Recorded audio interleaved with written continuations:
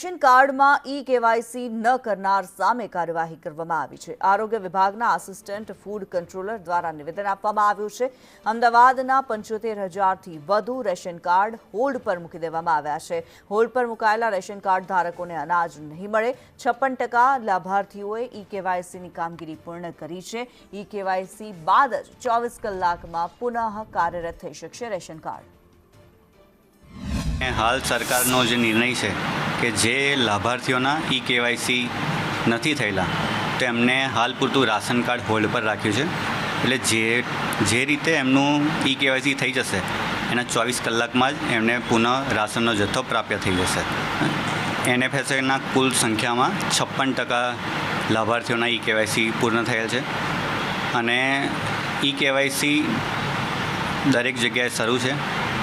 અને સૌથી પહેલાં તો કોઈ લાભાર્થી જાય અને જો ઈ-કેવાયસી એનું ના થયેલું હોય તો રાશન કાર્ડની દુકાન પર પોતે કરાવી શકે છે। ઝોનલ કક્ષાએ પણ કરાવી શકે છે। પોસ્ટના કર્મચારીઓ મારફતે પણ કરાવી શકે છે અને વ્યક્તિ પોતે માય રેશન એપ્લિકેશન દ્વારા ઘરે બેઠા પણ ઈ-કેવાયસી કરાવી શકે છે।